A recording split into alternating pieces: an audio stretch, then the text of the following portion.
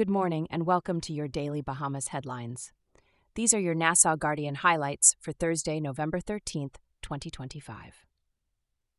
Front page news. Government to demolish more shantytowns. The government is preparing to step up its shantytown demolition efforts, beginning with Russell Island, Eleuthera, within the next 2 weeks. Officials also revealed 2 newly identified unregulated communities in New Providence, in addition to ongoing matters in Andros. Residents receive 30-day eviction notices, but officials stress that demolitions rarely happen immediately due to required legal and social service processes. Triple stabbing. Man charged with killing corrections officer. A 21-year-old Pinewood Gardens man has been charged in connection with a violent stabbing incident on November 5th at Blue Ice Lounge. 1 corrections officer was killed and 2 others injured before an off-duty police officer shot the suspect. He has been denied bail and will remain in custody until the case moves to the Supreme Court in February. Zane Lightbourne, now temporary. Minister of the Environment Yamacraw MP Zane Lightbourne has revealed he is now acting as the temporary Minister of the Environment and Natural Resources following the death of Minister Vaughn Miller. The Office of the Prime Minister later confirmed the appointment. $22.7 million contract signed for major works in Mangrove Cay.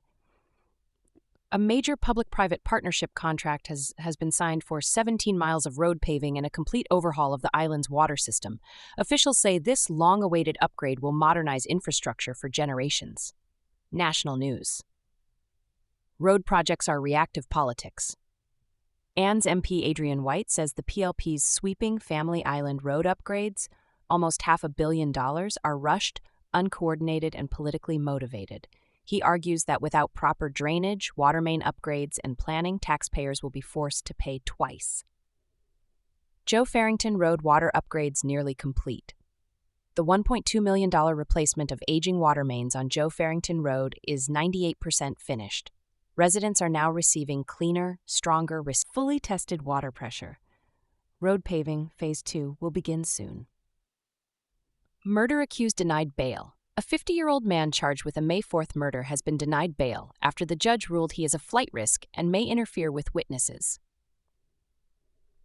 Nationwide Productivity Task Force launched. The government has launched a National Productivity, Innovation and Competitiveness Council to tackle low productivity levels and improve work standards across the public sector. Editorial. Concepts of a Plan. Today's editorial questions. FNM leader Michael Pintard's promise to launch hundreds of homes in 6 months, saying housing is far more complex than political speeches suggest. Letters to the editor.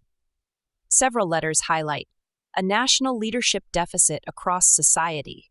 A call for the Bahamas to accelerate into the future with innovation, not incrementalism. Business. Long Island Business Outlook set for November 20th. The 11th annual Long Island Business Outlook will focus on sustainable growth, utilities, tourism access, aviation, entrepreneurship, agriculture, and fisheries. Members of the Chamber of Commerce, BPL, Bahamas Air, and others will headline discussions. International news. Trump signs bill to reopen U.S. government.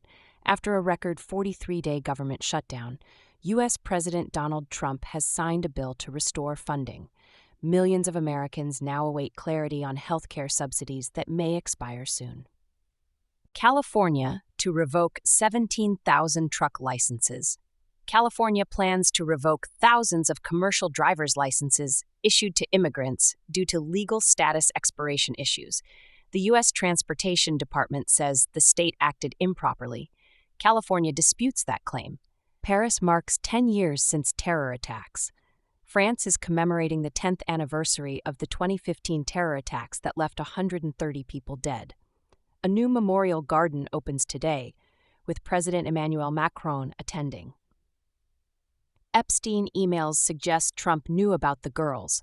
White House calls it a smear. Newly released emails from Jeffrey Epstein's estate reference Donald Trump, though Giuffre, one of the most prominent victims, previously stated Trump never harmed her. The White House says Democrats are selectively leaking documents. Bahamas Embassy in Washington, D.C. reopens after major renovation. The renovated Chancery has officially reopened with a ceremony attended by PM Philip Davis, 90 diplomats, and members of the diaspora. The building now honors Ambassador Livingston B. Johnson. These were your Nassau Guardian highlights for Thursday, November 13th, 2025. Stay informed, stay aware, and have a blessed and productive day.